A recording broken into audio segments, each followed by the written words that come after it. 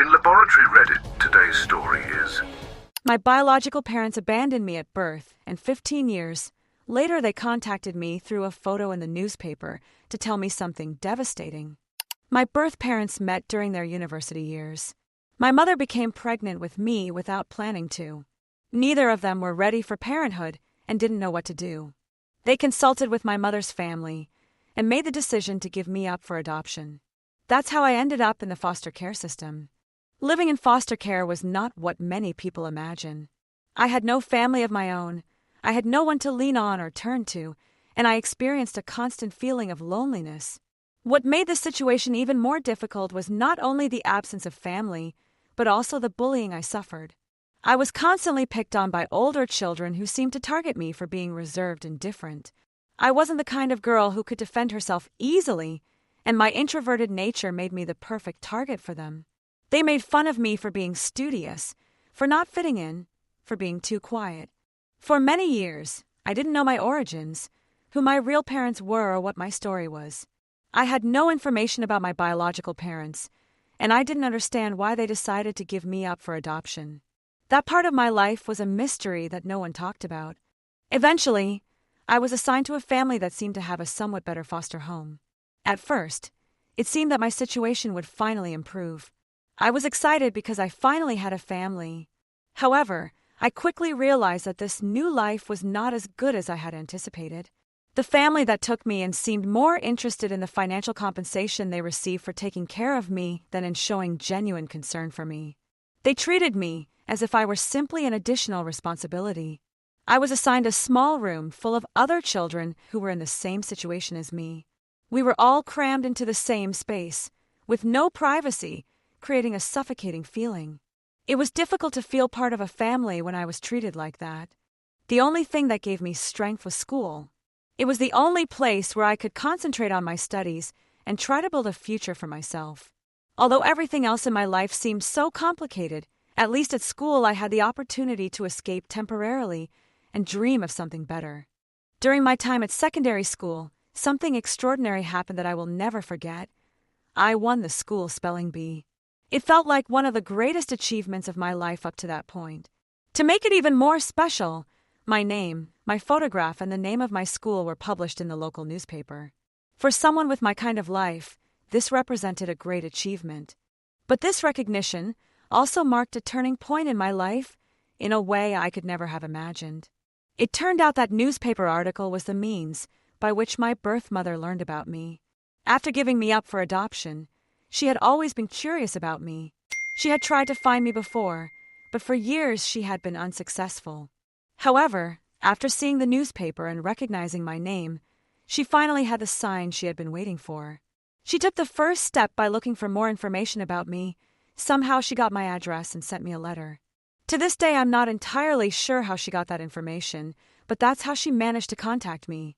The letter she sent me was shocking, so I want to explain it in detail. In it, she identified herself as my birth mother and asked me to contact her. I had to read the letter 3 times to take it all in. But what really affected me were the photographs she included. There were images of her and my biological father, both looking so happy and in love. In those photos, they seemed to have everything under control. Looking at them, I could see something of myself in my mother's smile and features. It was a strange feeling to recognize that connection and realize how much I looked like her. After reflecting for several days, I decided to write back to my birth mother. I had many questions, especially after the shock of receiving her letter. I wanted to understand why she had given me up for adoption so many years ago. In her reply, she explained that she had been young and not ready to take care of me. She wrote that she had made that decision because she felt she was not ready for the responsibility of motherhood and that she regretted what she had done. I also asked her why she was looking for me after so long. In her next letter, she told me that she had always thought about me and that she was curious to know how I was doing and where I was living. She said that she had never forgotten me and that she wondered how my life had turned out.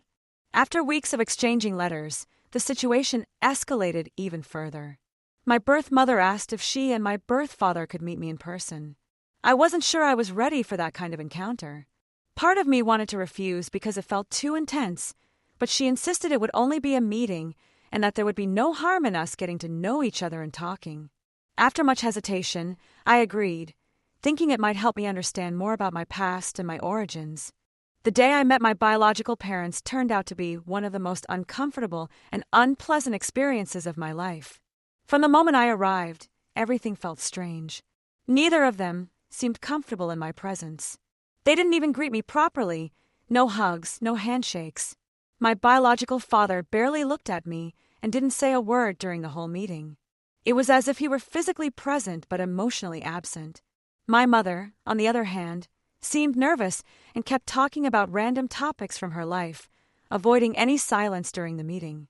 At one point in the conversation, she casually mentioned that they were now trying to have another child, as they had already been married. I thought, there they were, talking about starting a family by having another child while I was sitting there trying to understand what my place was in their lives. So I gathered up all the courage I could muster and asked directly, "Are you ever going to adopt me? Don't you want me to come back to you?" When they heard this, my biological parents were paralyzed. My father, who until then had hardly spoken, glanced sideways at my mother. My mother, for her part, tried to explain herself. She said she just wanted to see me to make sure I was okay. She admitted that they had always felt some guilt for abandoning me, but that it was not possible for them to adopt me. She explained that I could not be integrated back into their lives without everyone finding out that she had become pregnant with me when she was young. She had kept it a secret from almost everyone, even from my biological father's family. She didn't want anyone to know the truth. She told me that she and my father had decided to start over with new children. That this meeting was so that I could have some closure, so that in the future I wouldn't have any doubts about them. I realized that for them, I was just a reminder of something they wanted to forget. I was unwanted. I wasn't important to them. I felt like I was nothing. They were completely at ease with the idea of having new children, but they couldn't even consider the possibility of reintegrating me into their lives. I was just a mistake they wanted to erase, a part of their history they wished had never happened. In that moment, I felt more abandoned than ever. I was furious with them, so I told them they could have saved themselves the trouble of contacting me after so many years. That it had been cruel. My life had been difficult, but I was trying to get ahead on my own. However, now they had hurt me even more. I didn't want to talk to them anymore.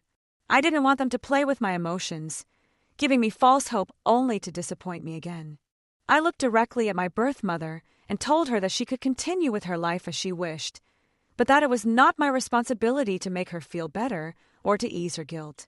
I had already been through so much in the foster care system, and I didn't want them to make it even more difficult for me by trying to keep in touch. I made it clear that I would rather never have known them than know them and continue to be rejected. I could see my biological father's face reddening with shame, and my mother looked like she was about to cry. I said no more to them and got up. After that day, I cut off all communication with my mother and hoped she would just disappear. I didn't want anything to do with her, or them. The whole experience left me devastated, and I cried for days. It took a lot of therapy, which I accessed later in life, to even begin to accept that reality, to understand that I might never have the kind of family I had dreamed of. Fortunately, I now have a wonderful partner who really understands my upbringing. He loves me for who I am, and that is something I never thought I would experience. I have never felt the need to contact my biological parents again, nor have I wondered about them all these years. I have learned to live without the idea of having a family, at least not a blood family. I recently received an email from someone called Kayli, who claimed to be my sister. In the message, she explained that she had recently discovered my existence. Apparently, she had been looking through some old photographs of my birth mother's pregnancy and found one of me in the hospital, just after she gave birth to me and left me. That was when Kayli and his brother confronted my biological parents and managed to get the truth about me. My sister wrote that she then looked me up on LinkedIn and was able to contact me. She said she had always wanted a sister and would love to meet me, adding that I could take my time to consider it. I felt like a child again, the same child who spent sleepless nights after meeting my biological parents that time. I had worked so hard to move on, but now, with this email, I felt like I was being dragged back into a situation I didn't want to be in.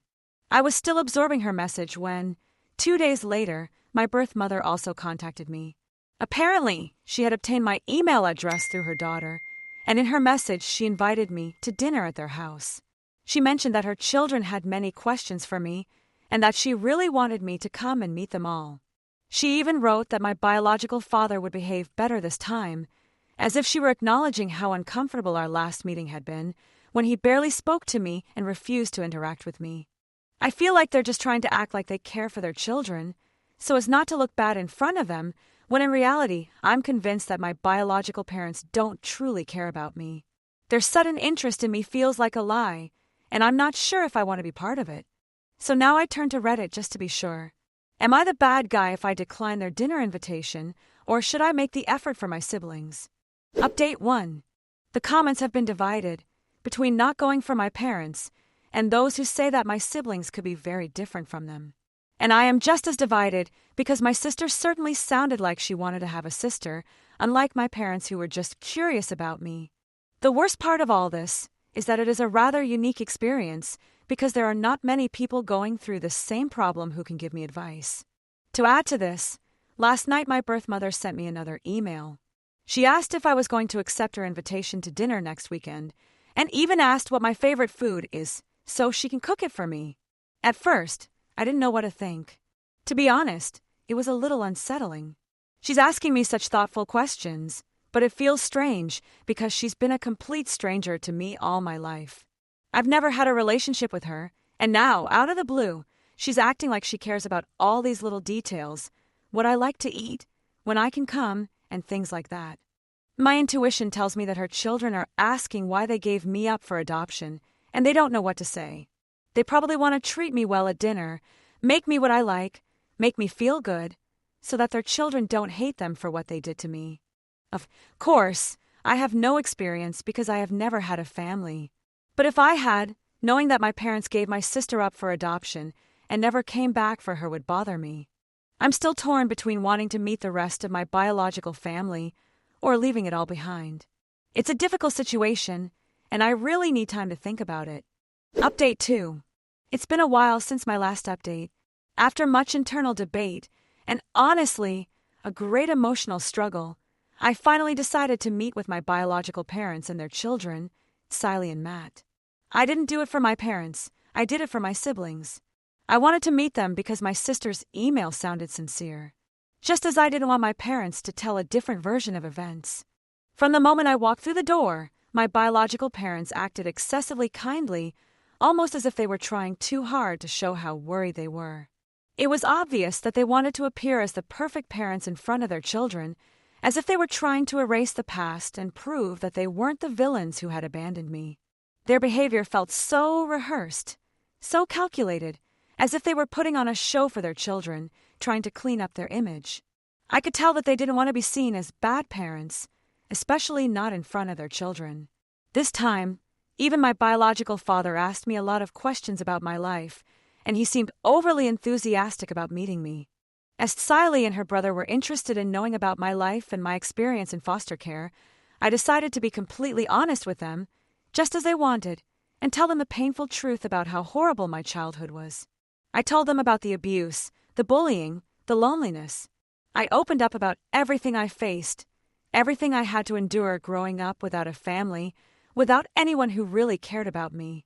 I wasn't going to tell another version just because my parents were being nice and kind. That was my life, and I wasn't going to hide it for anyone. While Siley and Matt looked at me with surprise and concern, my biological parents, instead of showing empathy, tried to minimize everything I told them. They acted as if it hadn't been that bad, as if I was exaggerating to be pitied. They said things like, "Surely it wasn't that bad," and hinted that maybe I was dramatizing my story to seek sympathy. You could tell they wanted to minimize everything I went through just to feel better about themselves. Anyway, I kept telling my story, and that's the only thing that mattered to me. If that made them uncomfortable, it wasn't my problem at all. Luckily, Siley and Matt weren't listening to their parents and wanted to know more about me. They asked all sorts of questions. They seemed annoyed that their parents tried to interrupt me and play down my feelings. I'm sure they also felt bad knowing that, while they grew up with a happy life with my biological parents, I was left behind and had to survive on my own. It wasn't that I wanted them to feel sorry for me, but they were asking me questions, and I had to tell them the whole truth, no matter how raw it was. Sally had tears in her eyes when she hugged me, and both she and her brother turned on their parents, asking them how they could have done this to me, how they could have abandoned their own daughter. Matt even told me that he would have loved to have grown up with 2 sisters instead of just one, and hearing that broke my heart. I was seeing blurry because my eyes were full of tears because they were saying many beautiful things to me. But my biological parents were not happy, and they needed to turn the matter around so as not to look bad. They began to accuse me of making up stories to turn their children against them. My biological father called me jealous and full of hatred. Yes, at that moment, they stopped being kind and polite. They started to openly attack me in front of their children. My birth mother also insisted that, although she still felt guilty about giving me up for adoption, I should talk more about the good things in my life instead of focusing only on the bad. You could tell that they were desperate to distance themselves from the truth, trying to label me as a resentful person. If what happened in my life sounds like an attack to them, then it must be because they have been bad people, not because I tell or don't tell what happened. That night, nor in our previous meeting, they did not offer any kind of apology, just excuses and accusations, nothing more. And it wasn't just me who had noticed, their children were accusing them of exactly that. They kept insisting and defending themselves. I was already frustrated and finally I exploded. You know what?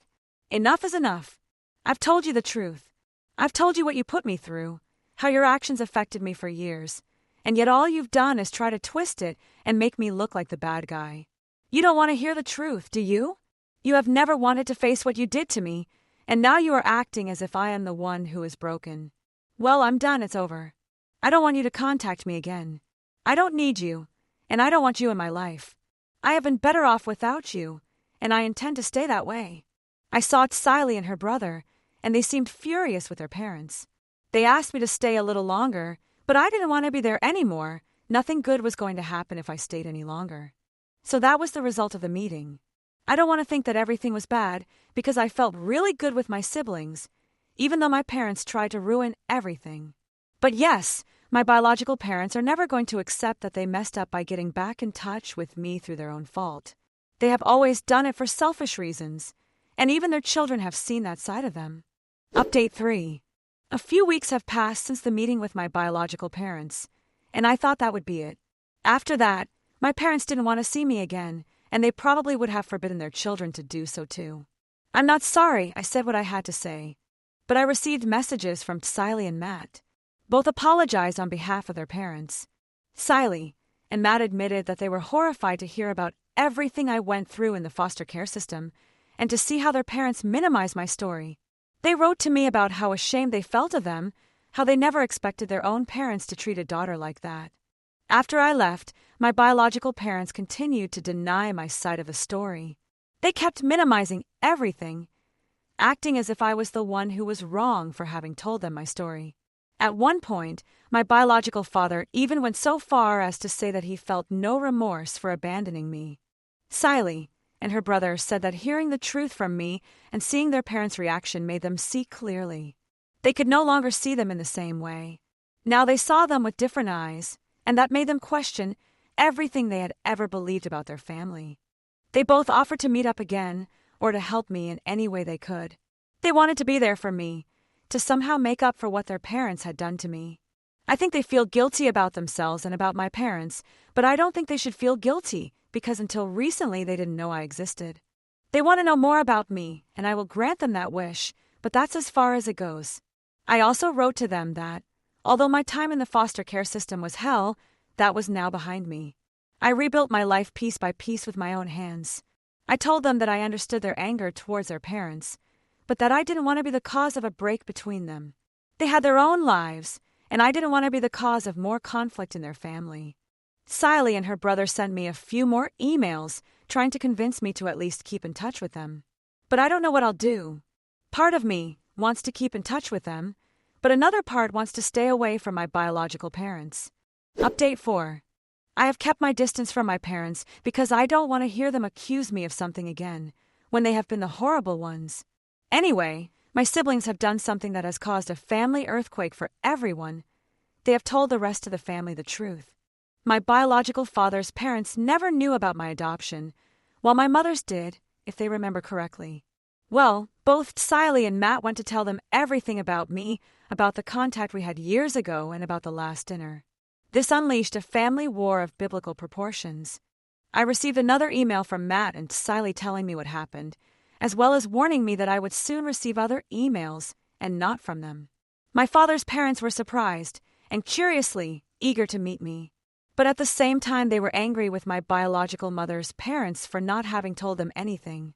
They said they could have solved this in a different way instead of just giving me to the foster care system. Shortly after my siblings' email, I received one from them expressing their desire to meet me. On the other hand, my maternal grandparents were also furious with my parents, because although they were in favor of giving me up for adoption, since my parents were not going to be responsible for me, they never expected them to contact me again just to hurt me.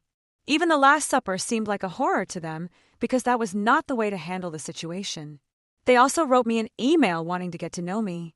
In the end, my siblings and I decided to organize a big meeting with all my grandparents at my paternal grandparents' house, but without my parents. It was a completely different experience from the dinner because although there were some tears, I'm not going to lie to you, it was also very comforting. Not only was I able to talk about my experiences, but also to listen to my siblings and my grandparents. We spent many hours talking, although there are still many more to come to get to know each other better. My grandparents have had a very interesting life, and my siblings are the best I could ask for. After that, I continued to meet up with them, but separately, so as to have a closer conversation one-on-one. And although it's intense, I love it because I can learn so many things. For example, Siley and I get along very well and agree on many things. I think I love having a younger sister, just as I think she enjoys having an older sister. Matt is different because he's a boy and I'm not so interested in the things that boys like, but we have gone to the cinema and then to eat junk food. And that last part, although I know it's not healthy, is the one we enjoy the most. Even so, I love listening to him talk about sports and stuff like that, even though I don't understand much. My parents, for their part, are not very happy that the whole family is adopting me in a way because they keep insisting that what they did wasn't that bad. However, even if it hadn't been, that doesn't justify them contacting me just to make themselves feel better while hurting me all over again. That's not what a real parent would do. They have been arguing with their respective parents, and each of them has told them something different, but along the same lines. My paternal grandparents have told them that they can forget about them because what they did is unforgivable. One of the reasons why they never told them about me is that they are religious, to the point of having invited me to Mass on Sunday. But I told them that I am not a believer, and they have not pressured me. Despite what I thought, the fact that they are religious does not make them intolerant or bad people. I would even dare to say that they are some of the warmest people I have ever met. My maternal grandparents, on the other hand, told them not to get involved because the family wants to get to know me. They have been told that they have already done enough damage and that, if they know what's good for them, they should keep quiet. They try to stop my brothers and sisters from communicating with me, from going out with me, but thanks to my maternal grandparents, who are the only ones who still talk to them, they managed to make them reconsider. For the moment, as long as I don't have to deal with my parents, everything is going incredibly well. And I think it's mutual because they haven't wanted anything to do with me either. They still seem to hate or despise me, but as long as they don't stop me seeing the rest of the family, that's perfect. I wouldn't say that I have a family now, but it feels good to get to know these people. I feel loved in a different way to the love that my boyfriend gives me, like two different things. They have even fought over who I will spend the holidays with this year. But they are friendly fights, very different from the arguments we had at Christmas in the foster homes. That's why I think this will be my last update here. With all the lost time I have to make up for, I hardly have any space to sit down and write. It's even taken me weeks to do it, because I could never find the time. Between spending time with my siblings, introducing them to my friends, and meeting up with my grandparents for coffee and cake, I feel very busy. But it's the kind of busy I enjoy having.